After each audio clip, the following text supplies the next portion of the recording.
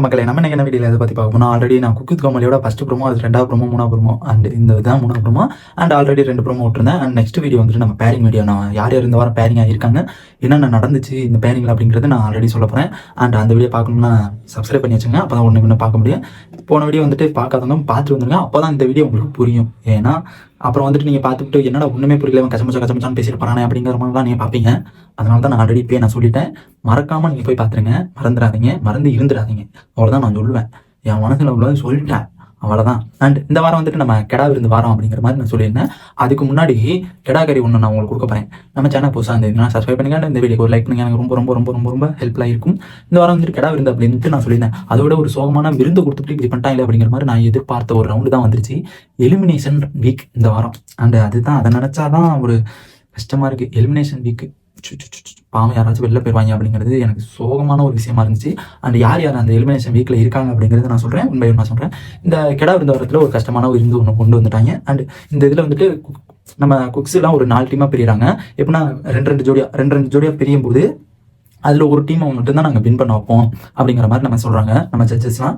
And இதில் என்ன தோணுதுன்னா, எனக்கு இவங்க ஏன் இப்படி பண்ணுறாங்க அப்படிங்கிறது தான் எனக்கு தோணுது.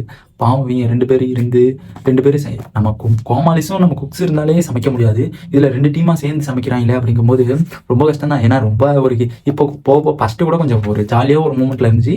இப்போன்றனா கொஞ்சம் ஒரு அப்படியே ஃபைட்டிங் மூமெண்ட்லேயே போயிட்டு இருக்குது. எனக்கு நம்ம பிக் பாஸ் மாதிரியே தான் போயிட்டு இருக்குது.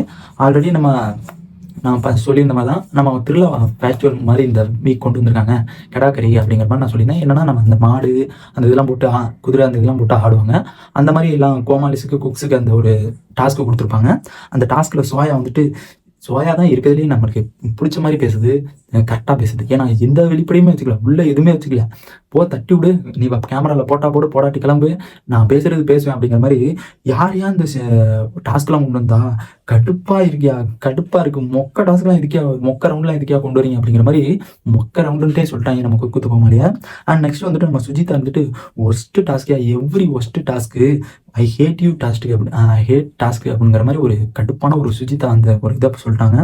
அண்ட் நெக்ஸ்ட் வந்துட்டு தங்கத்துறை ஒரு காமெடி பண்ணுறாப்புல, எனக்கு சூப்பராக இருந்துச்சு இந்த காமெடி. ஏன்னா ஒருத்தரை டார்கெட் பண்ண, நம்ம தங்கத்துறை வந்தாவே ஒருத்தரை டார்கெட் பண்ணி தான் நம்ம பண்ணுவாப்புல. அண்ட் என்ன டார்கெட்னா, நம்ம விடிவி கணேசனை டார்கெட் பண்ணுவாங்க. எப்பயுமே நம்ம தங்கத்துறை வந்தாவே, தங்கத்துறை என்ட்ரி ஆனாவே விடிவி அம்பளிக்காமல் இருக்க மாட்டாப்புல.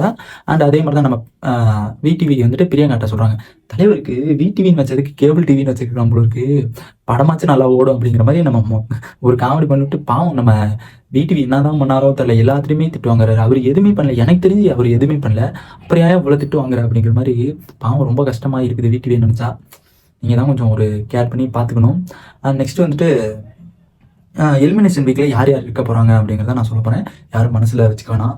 ஏன்னா என்னடா அப்படி சொல்கிறீ அப்படிங்கிறதுலாம் நம்மளுக்கு கொஞ்சம் அண்ட் எனக்கு ரொம்ப கஷ்டமாக இருக்குது. எனக்கு பிடிச்சவங்க தான் அதில் இருக்காங்க. உங்களுக்கு பிடிச்சவங்க எலிமினேஷன் வீக்கில் இருந்தாங்கன்னா அவங்க யாருங்கிறத கமெண்ட் பாக்ஸில் கமெண்ட் பண்ணுங்கள். அண்ட் எனக்கு பிடிச்சவங்க யாருன்னா ஜோயா தான் இருக்காங்க. என்னடா ஜோயான்ட்டே சொல்லிட்டு இருக்கே அப்படிங்கிற மாதிரி பார்க்காதீங்க. சோயா அவங்க வந்துட்டு எப்படின்னா ஒரு வெளிப்படையாக பேசுகிறாங்க, வெளிப்படை, ஒரு உள்ளுக்குள்ள எதுவுமே வச்சுக்கல, ஒரு இவன் நம்ம போன தாட்டி என்ன தூக்கணும் அப்படிங்கிற மாதிரி பிரியங்கா மாதிரிலாம் ஒரு கோவப்பட்டு அந்த ஒரு எப்படி சொல்கிறது, ஒரு கோவத்தில் இதெல்லாம் பண்ணவே மாட்டாப்புல. அவங்களுக்கு எப்படி பிடிச்சிருக்கோ அது மாதிரி பண்ணிட்டு, உங்களுக்கு எப்படி பிடிச்சிருக்கோ யாராக இருந்தாலும் ஓகே தான் அப்படிங்கிற மாதிரி நம்ம ஜோயா சொல்லுவாங்க. அந்த ஒரு கேரக்டர் எனக்கு ரொம்ப ரொம்ப ரொம்ப பிடிச்சிருந்துச்சு. அண்ட் எலிமினேஷன் வீக்கில் வந்துட்டு ஜோயா அண்ட் சரத் இருக்காங்க. அண்ட் நெக்ஸ்ட் வந்துட்டு விடிவி அண்ட் புகழ் இருக்காங்க. அண்ட் அக்ஷய் கமல் அண்ட் அன்சிதா இவங்க 2 பேரும் இருக்காங்க. இதை நினைக்கும் போது ரொம்ப ஒரு வருத்தமாக தான் இருக்குது. அக்ஷய் கமல் போயிட்டாருன்னா நம்ம கெமி என்ன பண்ணுவாருங்கிறது தெரில, பார்க்கலாம், வெயிட் பண்ணி தான் பார்க்கணும். நெக்ஸ்ட் வந்துட்டு அந்த எலிமினேஷன் வீக்கில் யார் வெளியில் போயிருக்காங்கிறது நான் நெக்ஸ்ட் வீடியோவில் சொல்கிறேன், பேரிங் வீடியோவில். மறக்காமல் அந்த வீடியோ செக் பண்ணிக்கோங்க. டாட்டா, பாய்.